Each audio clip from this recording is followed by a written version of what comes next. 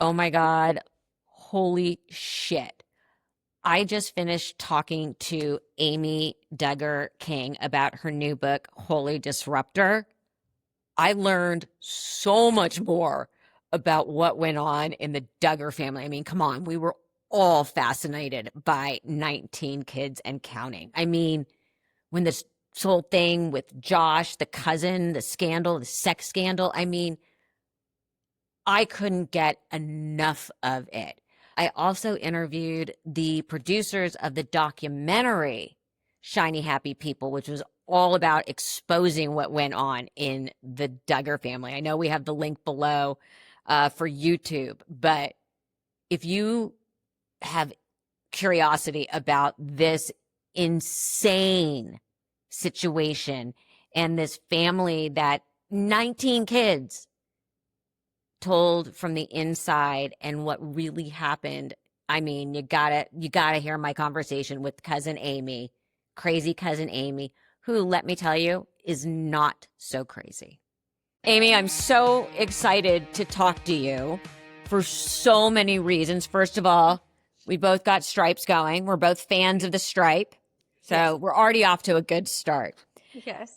Okay, the book. Why was now the right time? Because you pull no punches in the book. Why now? I don't. Yeah, I definitely did not hold back.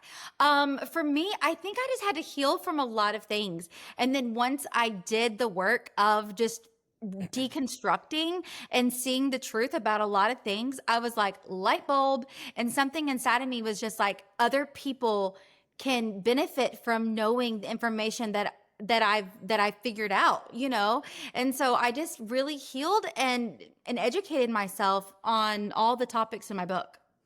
And it's called Holy Disruptor. That's a pretty, I Is mean, it's a great title. Thank you. It's a great title. How'd you settle on it? So I met with one of my mentors, and it was at one of the lowest points of my life where I was really struggling with just like, I didn't know who I was, and I was always like unfairly labeled, and I really felt like lower than dirt. And in that moment, I was just like, I don't know, like, why I'm a part of this family, where do I fit in, and what's my purpose here?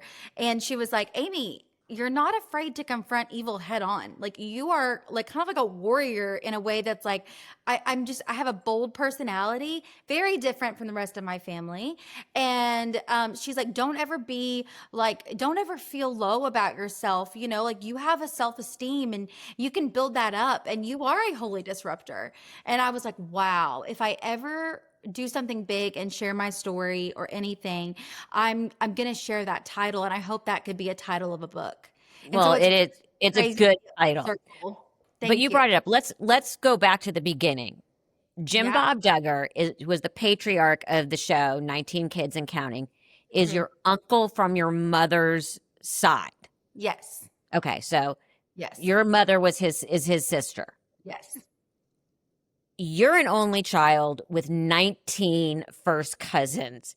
How do you even begin to wrap your head around the different lifestyles the families chose to have? I mean, I tried my best, I felt like I had to like put on a mask whenever I went on the show, because they didn't connect with my world, right? They didn't know music. They didn't know really a lot of fashion. They didn't know the things that like I love.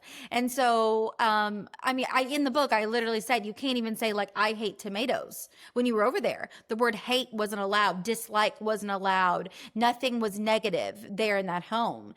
And so, yeah, I just had to kind of put on a mask that I'm happy and shiny and everything's good and happy and lovely.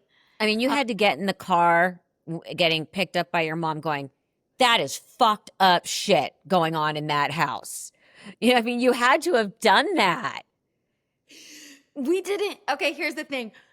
I love you. I just adore you so much. Hold on. So we didn't know the things. Well, there That's were 19 of them. I mean, you had Yeah. to be like, it's, Nope. I mean, they're having litters of children. I mean, honestly, yeah, I know it sounds crazy, just from an outside perspective, but that's all I ever knew. I've held every single one of them. I don't have any like ill feelings toward any of them. I still love them. I say in my book that like I wish I could connect with them. I'm here. There's an open door if they ever need me, you know. But I'm going to share truth in my book. And that's what I did. Yeah, because I mean, you had to go home and be like, okay, this is I mean, it was weird. I'll be honest. Like the music was like, oh my gosh, they don't know what like even in sync is, you know, like that's weird growing up. There was a lot of difficulties as trying to connect with their world, right? And it's the same with mine. And I just knew that they wouldn't understand boyfriend. They don't understand, high school. They don't understand TV shows, Saturday morning cartoons. I mean, nothing. But that was just something that there was just a lot of rules over there. Yeah. so that getting into that, they were involved. Well, you're a Doug, but they were involved, and I just want to make sure I get this right. The Institute for Better Life Principles, or IBLP for short. It is an ultra orthodox Christian group that Jim Bob was a big part of. Were any of those beliefs carried into your home? Again, you're thinking of siblings as such vastly different people, yet they were raised in the same household. I mean, where was this disconnect of the two of siblings and Yeah. beliefs? So I think it happened after Uncle Jim Bob grew up and found, had his wife and had his own little family. And I think because of how he grew up in his childhood, which I go into in the book, Mhm. you see that he probably wanted some kind of control and some kind of like clarity and calmness. And so the IBLP, which is the basic life of basic life principles, just a FYI on that. I think it was attractive. I think it was something that was drawn to him. And he was like, oh, this practice and this movement really promises a good, healthy, beautiful life if you follow these man-made rules. And I mean, I can't speak for my uncle and I'm not going to try, but looking back at his childhood and the things that's gone on in the family that no one spoke about till now, um, one can only assume. You bring up their childhood because your mom and your grandmother made a big effort to shield you Hmm. from your grandfather. Yeah. What was going on in the house when your mom and your uncle were kids that they felt the need to so highly protect you? Right. Um, I think that there was a lot of issues with my grandpa, a lot of darkness that he tried to hide for a really long time. I know that he tried to hurt my mom, tried to end her life. I talk about it in the book. I know that my uncle and my mom used to huddle together, is what my mom told me. They used to huddle together and just be really scared in those moments that he would lash out and freak out and yell and cuss and just cause a scene, My grandma was quiet. She kept the peace, but it trickled down. And I show that in Holy Disruptor. It trickles down where my grandpa always had an anger issue. I believe he was a sexual predator. I believe that there were some many things wrong with him and he wanted to hurt anyone that he could. And so my grandma and my mom protected me from literally all of it. And so yeah, I call them they are my silent shields in the book. It's interesting because we bring that up. It helps piece together why your uncle wanted so much control because it sounds like he had a childhood that was out of control. Yeah, so I know that my great grandpa, which would be Jim Bob and Michelle's grandpa, or not Michelle's, my mom, Deanna. Right. I know that they had a very alcoholic grandfather, and I don't know, I wish I had all the answers, but I don't. It just shows like the generational lineage of how if you don't stop it in its tracks, it will continue and it will go on and on and on and on and on until someone becomes a holy disruptor, stands up to it and says, this is not allowed in my life any longer. It's And so that's what I've had to it, do. it takes a lot of courage because the Thank you. kind of abuse you're talking about and the alcoholism really has tentacles in so many generations. And Absolutely. it's something that's very hard to get the generation before to even begin to comprehend. Hmm. Um, which is why you talk about the extreme control your uncle had over the children, especially the kids. And you brought it up earlier. It was very hard for you to relate to your cousins. How did you feel about how they related to you? There had to be some sort of, I can't come up with the right word because Yeah. envy is think of as a negative word, but Yeah. almost wishing they could live in your world. I honestly don't think that they did feel that way. I believe that they were very sheltered. They were the most happiest children. I wish you could be there, Melissa. Literally, there was like they were making bread and they were playing chess and there was classical music playing every single day in that home. So I think they looked at me as like the rebellious black sheep of the family. They could only get so close to me because I was not a part of the IBLP. I wasn't a part of, what they believed in their basic, like the basic foundation of how they live. And so for me, I was just the outsider that was a part of their lives, but only to an extent. I was very kept like arm's length and being like, we love Amy, but she's crazy. And so Yeah, I would crazy cousin Amy. see cousin Amy randomly on a show and it just stuck. And yeah, it's crazy. There were some crazy rules and punishments that everyone was forced to live by. Um, what did you see or know about that just made you go again? Because you were older when the show started, which we'll Yes. get to in a minute. That you already Yeah. had life experience going. This Yes. is this is borderline on abuse. Yeah, I mean, that's the thing that's so crazy and wild is the fact that I honestly didn't see much. I know that sounds crazy, but like we when we did our segment, we did what we were supposed to. We talked about the things we were supposed to, and then like I would be like, "Okay, bye you guys. See you tomorrow." And so the things that were happening outside of that film crew and outside of that, the filming process, I really didn't see. And that's what really killed me until I saw one of my cousin girls, and I won't tell her name, but No. she was I went in to go get a napkin. There was a big party on the other side of the house one night, and I went to go get napkins in the pantry, and I heard this faint cry, and I was like, "What in the world?" And I turn on the light, and it's one of my girl cousins, and she's literally holding her hand over her mouth and like clenching her jean skirt. And you could just tell she was broken. And this is the most, I've never seen anyone show any emotion like that because IBLP teaches that you're supposed to be happy, meek, and mild 24/7, and you're not allowed to show weakness, crying, anything that's ungodly in their eyes. And so I reached down and I just held her. I just held her and I was just like, I love you. I'm here. I see you. I said her name.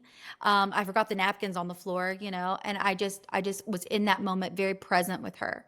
And a couple of days later, I went to go talk to her and I just said, "Hey, can we talk for a second? Maybe just see if I could connect with her, try to show her that I'm there. There's an open door if you need it. I can be a lifeline. Hello, I'm here. I'm here."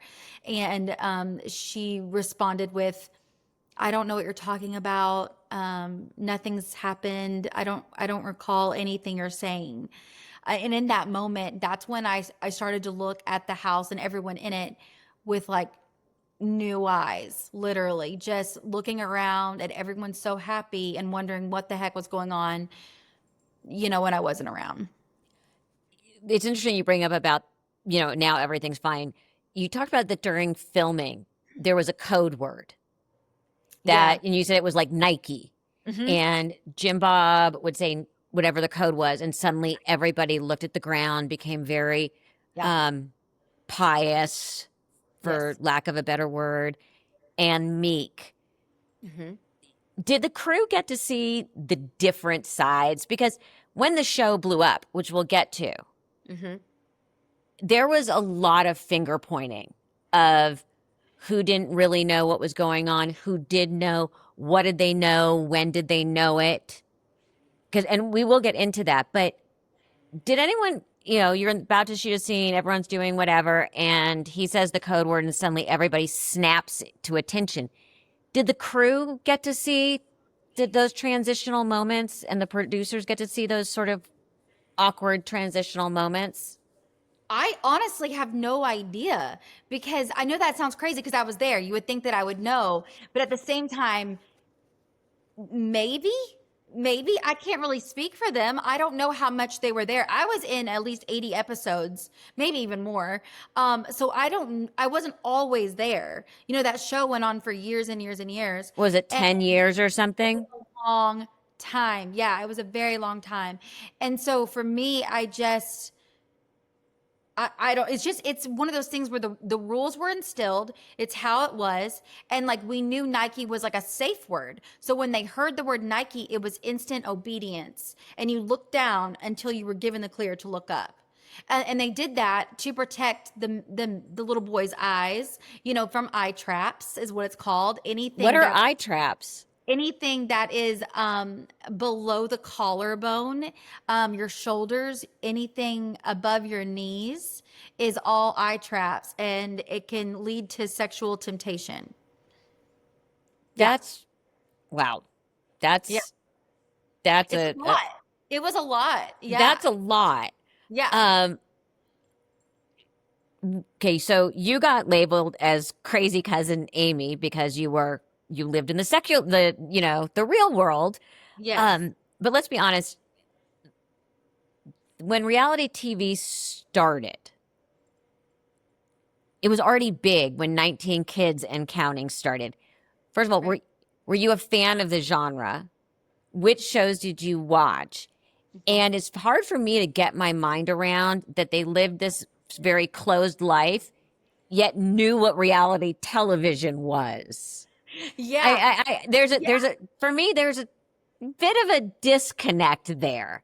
Yeah. That they knew about marketing and, Listen, I'm going to be honest with you. I think my uncle is a brilliant man. I think he knows marketing. He knows what's going to sell. He also is a businessman. I also think that they were very, very sheltered. Let me tell you, their show was the only show they were allowed to watch. And they would come to our house to watch it because they didn't even have a TV to watch it at home. So when it was pitched to them, someone had to know what reality TV was when TLC came to them and said, "Hey, we want to do a show." Well, who knew for people who didn't have a TV? Yeah. I'm thinking Jim Bob knew what the genre was. I'm sure he did. I'm sure he kept up with the things like that. I'm not sure. But I will tell you that it started out as a documentary about the family. And then it got, wide-eyed attention, and the popularity continued. And that's when TLC contacted them. How did you get involved? First of all, did you watch reality TV? I loved reality TV. I was Kardashian fan, Bachelor. Oh my word. I'm wondering what's going to happen with Bachelorette these days and in the whole franchise. But I used to watch it way back in the day and I loved it so much. Yeah, now I can't really watch reality TV because I know the ins and outs of it. I know like the producers that say things. I know where the cameras are. I can't watch it for like what it is. I see the production behind the scenes. We all do. Yeah. We all do. But at the time, you talk about how you kind of ended up on the show, that you were asked to please chaperone Josh. And you told the producer, this is a bad idea. When did they realize that you were reality TV gold? No, I appreciate that. It literally, like in that moment, he was like, jump on TV. Like because he asked me to be the chaperone for Josh Dana. And I said, hey, listen, they're adults. Okay. They're 18 plus. Like, what am I supposed to do? I'm not like in charge of them. They're adults. They can do whatever the heck they want to do. And he was like, oh, this is good. And you could kind of see the wheels turning in his mind. And he was like, yeah. you need to jump on camera. And I was like, what? And thank God I had, some other clothes to change into in the car and that Uncle Jim Bob approved of. And Okay, wait, pump the brakes. yeah. He had to a- approve what you were wearing. What Yeah. I mean, what were you wearing? What would you wear at home versus or at school versus? I mean, you had to have a separate wardrobe to go to Oh, your I did. cousins' houses. I mean, we all rolled up our skirts, for Oh, when you went I to private totally wore my school. chapel skirt. Absolutely. That's all I did. Are you kidding Yeah, me? No, yeah. Listen, it was a totally different world. It really was. but This would be approved. This would totally be approved there. But yeah, I did. I wore like a lot of like off the shoulder stuff, distressed jeans, holy jeans, all the things. the normal things. Tight t-shirts. The Abercrombie 2005 t-shirts, I had like every single one of them. Oh, the baby tees. The baby tees. The low rise skinny jeans that cannot come back in style. I cannot. They cannot come back. And Like, they're trying to. I know we have to put a stop to it. But it's for a whole different age group and models only. It is know. not for, as I say, not for civilians. It is not for civilians. It is not for moms with the pooch. It is not for C-section moms. It is not. It is just But I did have them back in the day, and I will tell you, I did rock them. Those good fuzzy memories. But because you realize when you say robes, right, but when you said I had a change of clothes, when you have to say I had a change of clothes in the car that Uncle Jim Bob would approve of, you realize that that's I like realized. 2 wardrobes. Oh, absolutely. I had like the biggest closet ever because literally had 2 wardrobes. I had a Duggar side and then I had like normal life side. Yeah. Yeah. And I did go out on the weekends. I was in my 20s. Are you kidding me? That's how I met my husband. Yeah. And so, yeah, give me all the mini skirts and the short dresses and all of it. Yes. So let's go back to that first time. You're like, okay, I have my Duggar wardrobe in the car. Yes. You went and changed, and Yeah. suddenly you were on the show, and the producers, did they come to you and say, oh my God, we love you. We want to insert you into this show? Yeah. So actually what happened is after I changed, which I had like a long skirt and I don't know, a shirt up to here, in the car, I changed. They were like, okay, let's get you mic'd up. And I was like, what? And they were like, okay, now don't look at the film. And here's like a big, microphone pack in your back. And is that comfortable? All right. Now just go. And they just like threw me on there. So I had no coaching. I wasn't told anything. I was told not to look at the camera man, and I was not to look at the boom that's above me. The big, Yeah, the big, big like dust mop above your head. And I was like, okay. And so yeah, it just went. It just went. But then you became a character on the show. So you do the first episode, and they had to look at the footage and go, we want more of that. Who came to you and said, we want more of you in the show?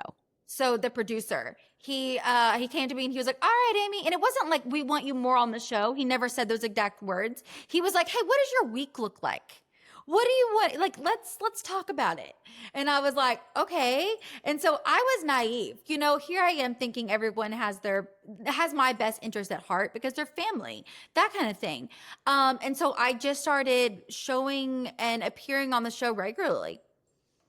And yet you managed to remain true to yourself and Yeah. got labeled Crazy Cousin Amy, which you were not fond of that name. No, who would be? Would you like it if you were on a show and you're like, oh, there's crazy Melissa? Oh, No. 100%. Because I think being a little crazy keeps people in fear, a little bit of fear, and a little bit of fear is a good thing. Well, I want my husband just to make sure he comes in each day just a little, See, but you can take crazy in all different kinds of ways. And so for Yeah. them, so like streamlined, positive, godly Christian, and me being called crazy, there was like a big shadow, a big flashlight on my on my face at all times.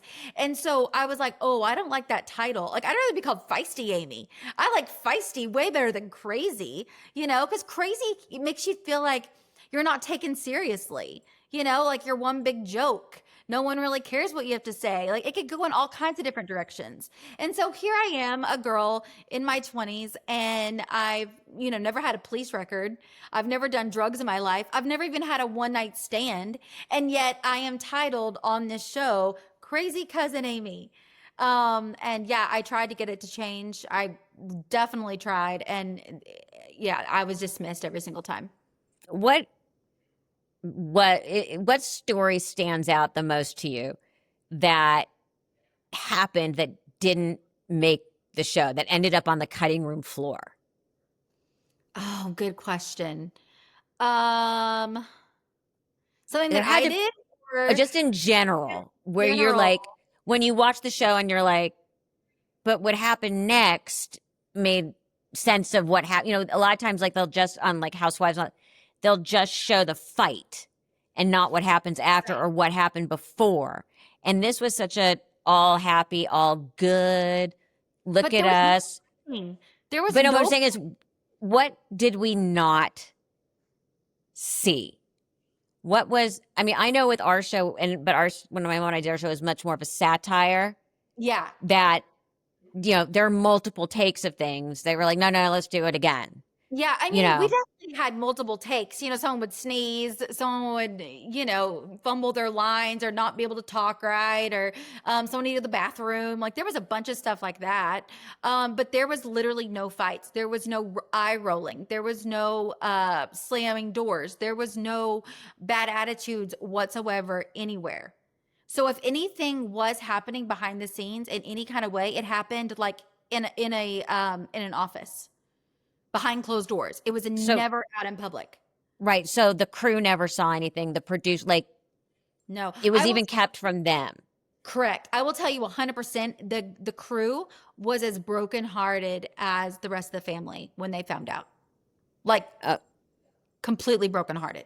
okay, you bring it up, Josh, the sex scandal. The thing that was so complicated to get our heads around after watching 10 seasons of this show was that this incident or multiple incidents happened before the show even started filming. And as a producer, you think to yourself, who didn't do their research right? I mean, that's always my thought when someone comes Very out good with something, question. when someone, suddenly someone on another show and they find out, oh my God, they said this earlier. Who didn't do their homework? Good A question. producer should not be surprised by this thing. Yet, it was so completely covered up that even the network got taken by surprise. Explain to people what happened, what the story is, what happened with Josh, because you and your mother were a part of that story in real life and in real time.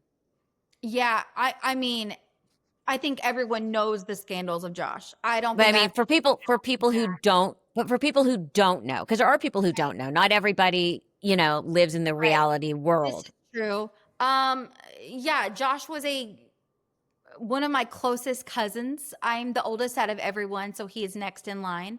And so yeah, he got involved at 14 with I don't know when it all started. I really don't know when all this unraveled, but something definitely happened, or something definitely triggered something in his life.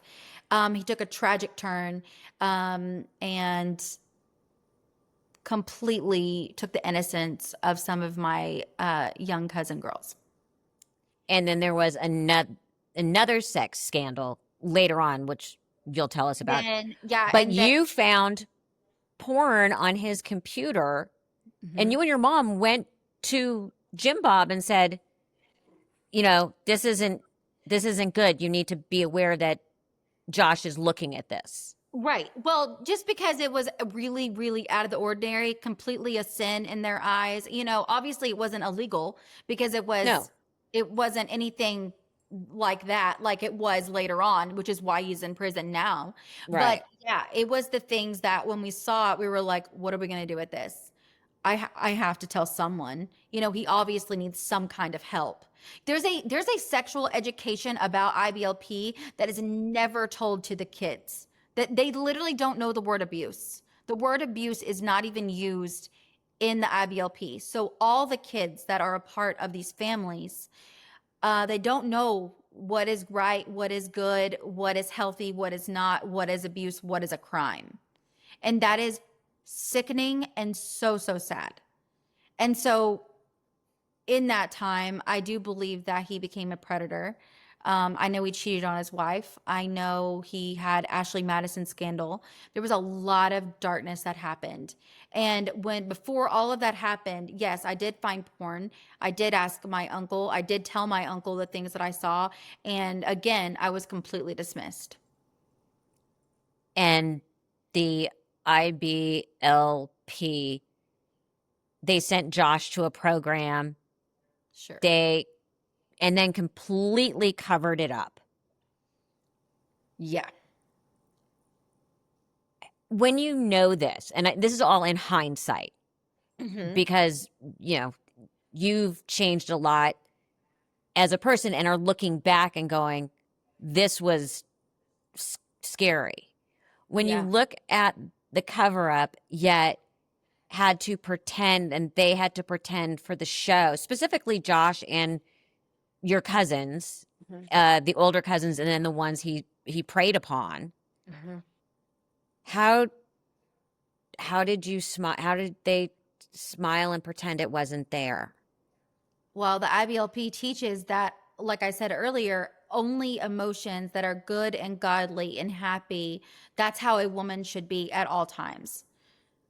So, in my opinion, I believe that they have to forgive quickly. That's another thing. If something happens in one of these IBLP families and abuse takes place, you have to forgive quickly and move on and honestly not deal with your hurt because you're not allowed to go to counseling. You have to literally like talk to someone within the IBLP in order to have like any kind of mentor or therapy. But that therapist is not, really, it's not anything. There's no meat to that conversation, and you're not actually receiving healing. So I think they put on a happy, shiny mask. I think they did what they had to do. They had a part to play. They had a character to play, and they did it very well. Were you as shocked as the public when the scandal broke? I was beyond shattered, broken hearted, found out on national television, like the rest of the world. Where were you? What was that moment like? So the first thing I did is that I saw the magazine title on, I think, In Touch, and it said House of Horrors. And I was at Walmart. Excuse me. I was at Walmart when I saw that, and I just stood there and just stared at it forever.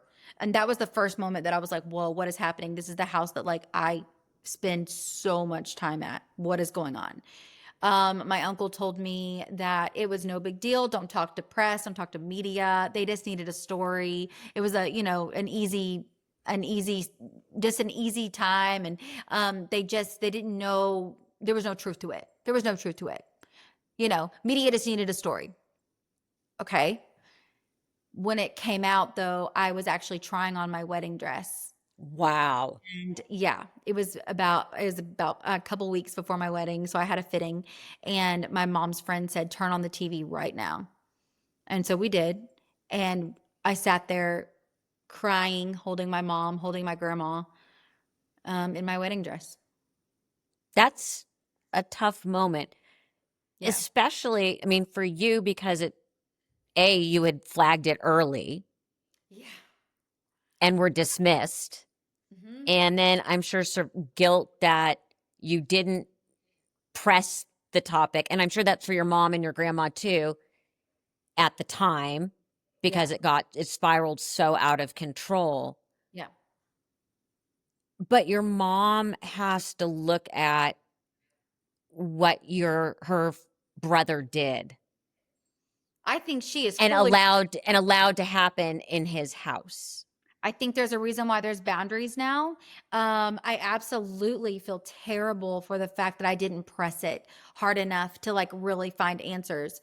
I believed what I was told. There Of wasn't course. anything that I could do. You know, I had to wrestle with, and talk about it in Holy Disruptor. I talk about it in my book where I'm like, I had to wrestle with the fact of like discernment and what I felt, that inner tug that something was off, and yet still be devoted to my family and love them. And I had to toe that line. And it was really, really difficult to do it because something inside of me was off. I felt off. And now looking back, man, I wish I could have done more. I mean, we all look back at things and Yeah. say that. Um, what was the first time that you then went to, because I'm assuming you still went over to the house and still engaged with the family. What was the first time like when you went in? Was it So, pretending it didn't happen still? oh yeah, that went on for a while. But here's the thing. It didn't go on too long because I kept wondering what this was the first scandal. I kept wondering what the heck was going on, what was the truth? Because the truth has always been very hard to find in my family. And no one was giving me answers. No one. And I was like, what the heck? All right. So I was like, I'm like I literally drove like a bat out of hell. Okay. Like Coella DeVille in my car driving to their house. And I was like, if I don't get answers, I'm going there and finding the answers. I will find the answers. I'm going to seek them. And when I got there, the girls were solemn. They're in a circle crying. I mean, it was heavy. There was a weight in that home that I've never experienced before. And it was just so heavy and low. And there was no classical music playing anymore. You know, the kids were quiet and kind of kept to themselves. And I think the younger ones were outside. They didn't really know what was going As I say, on. they couldn't have understood what They was going couldn't on. understand. And in that moment, I just held the girls. I wasn't, I wasn't crazy close with them as much as I would want to be because again, I'm crazy cousin Amy, but I just grabbed them and I just held them and I just said, I'm so sorry. And I just tried to connect with them and just show them that they're seen and their pain is validated. And, that's all I could do as a cousin, someone that truly loved them, that still loves them. But I wasn't going out there just to connect with the girls and love on them and show them comfort. I had to confront and I was there to get some answers. And so I did that. I confronted Josh. And I got the answer that I didn't want. And I talk about it in my book. right. It really, really creepy, really scary moment.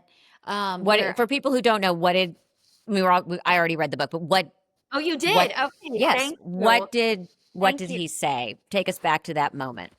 I mean, in that moment, I found him in an RV very close to the home.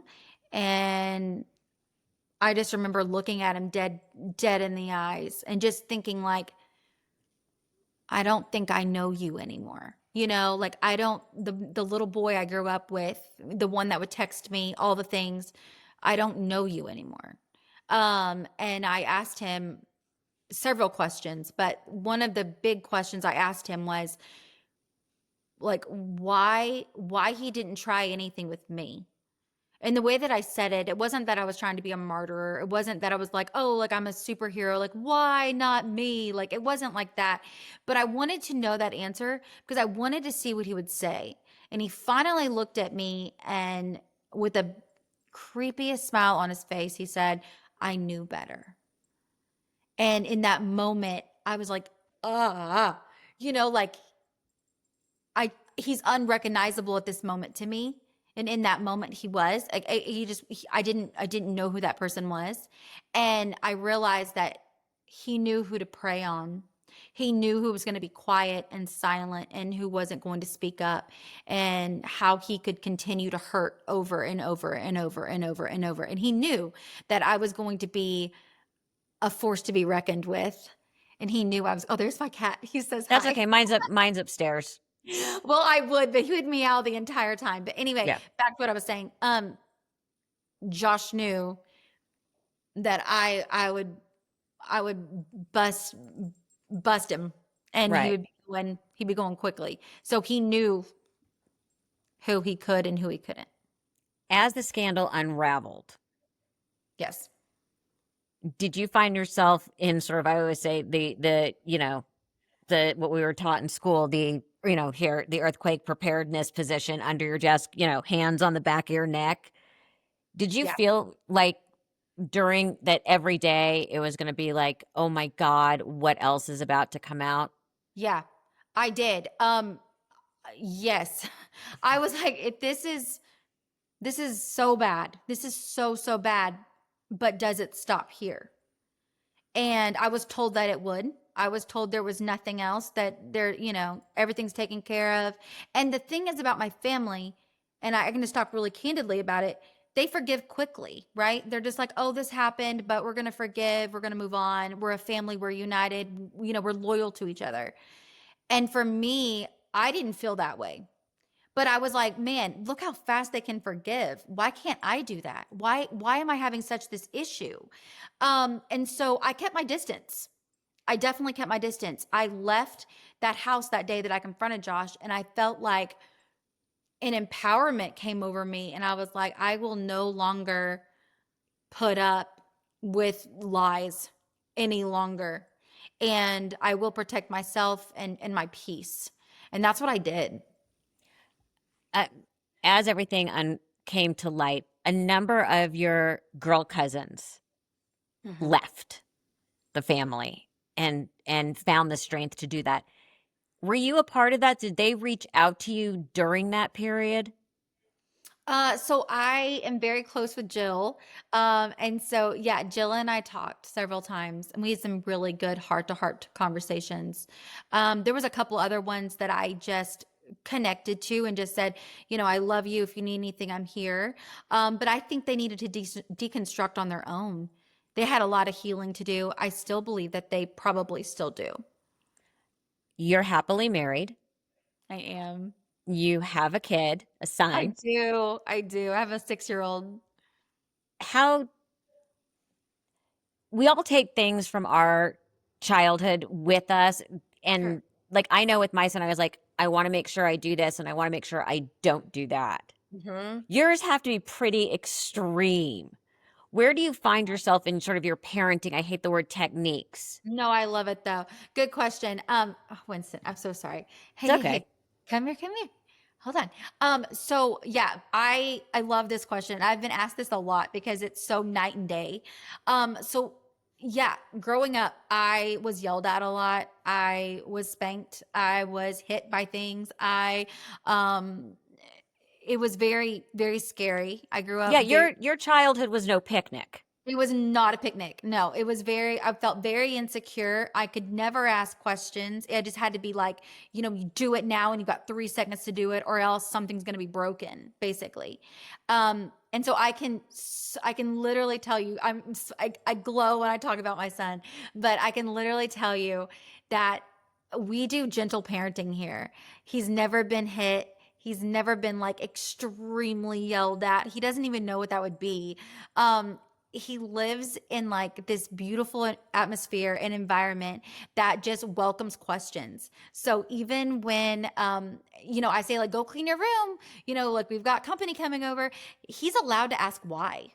I'm allowing him to ask those questions because I want to connect with them. So when he says like why mom, I'm not like that's disrespect. Stop it right now. I would never do that. Instead, I'm like, hey, because we've got people coming over. Your room is a mess. Like, it would just be really nice if you did that.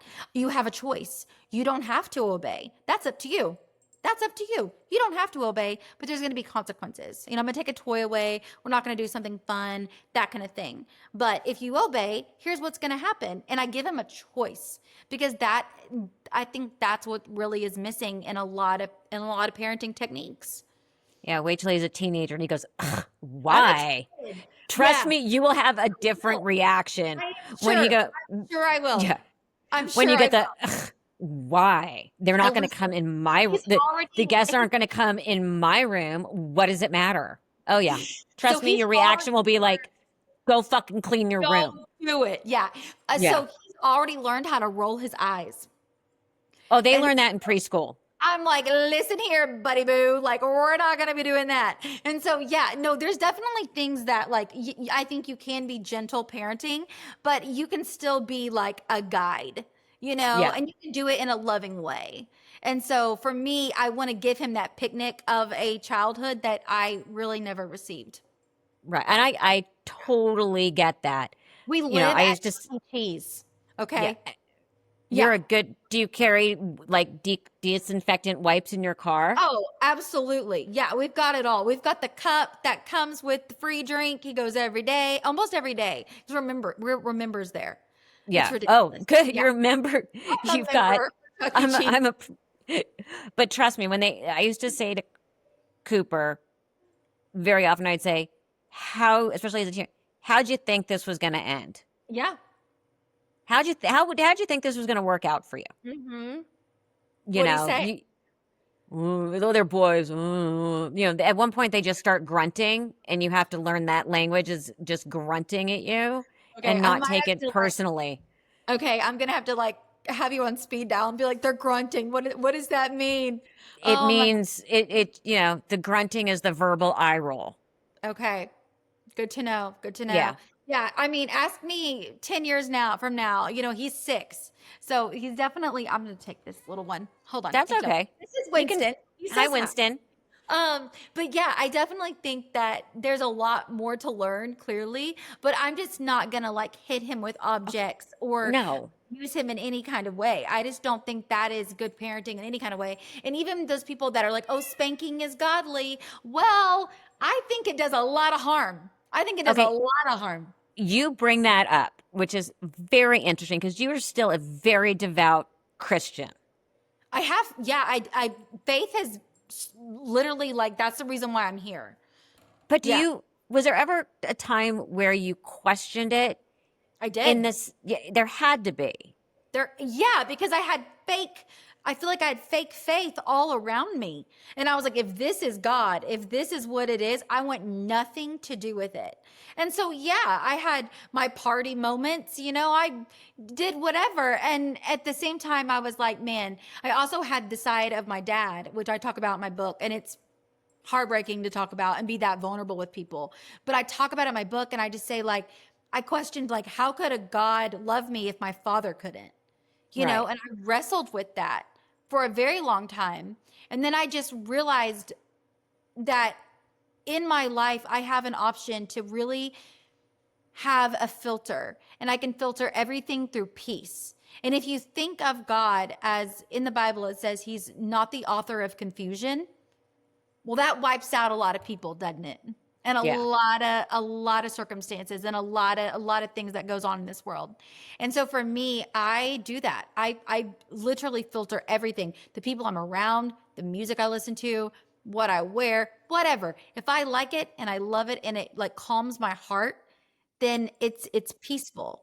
If it's not and it stirs me up and it makes me mad and it, brings up strife and confusion, I want nothing to do with it. You are, I am just, I love how honest you are. Thank you. So, this is the big question.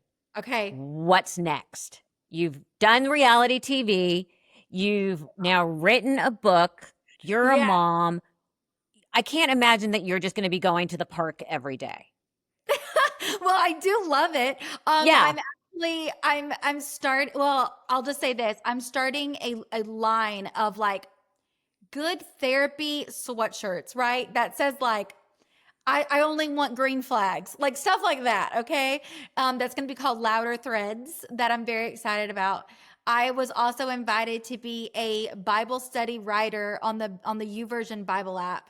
So I am now writing and just speaking life into people. I think that's just really important, especially when the world seems to be on fire. Wait, Um, it's a dumpster fire. it is a dumpster fire. I agree 100%. And so, yeah, I don't know. My husband is hilarious. And so we're going to be doing more TikToks and hopefully maybe a podcast together. I think it'd be so fun to just talk to people and connect just like you're doing. I think it's incredible. I definitely look up to you. I think you're By just the so way, very low bar. I think no, I think Very low bar. listen, you don't even know how many times I like tried to curve my eyebrows because I did one podcast a couple weeks ago and I forgot to do them. And you Oh, can't see them. If I don't color mine in, you don't even see them. So, yeah. mine for some reason go through phases at the ends. Like I don't like Oh my God. why? Like No, I hear you. why? Mine like are feathered. Like if you got close, you'd be like, "Oh, girl." But thank God for pretty lights. All the things. We all Um, do. A we all. ring light, a good ring light It's amazing. is godly. I'm It just is going to say it that way. sent, heaven sent for sure. But yeah, I don't really know what's next. I would love to write more. I really found out that writing a book is healing, and apparently, I have a lot to say, and I'm No, not afraid to say it. no. Yeah, I know. Really? Oh my I goodness. know. I know. I know. Amy, this was so much fun. Thank you It so really is. much. Book Holy Disruptor, Shattering the Shiny Facade by Getting Louder with the Truth is now available. Thank you so much. Thank you, Melissa. I've enjoyed it so much.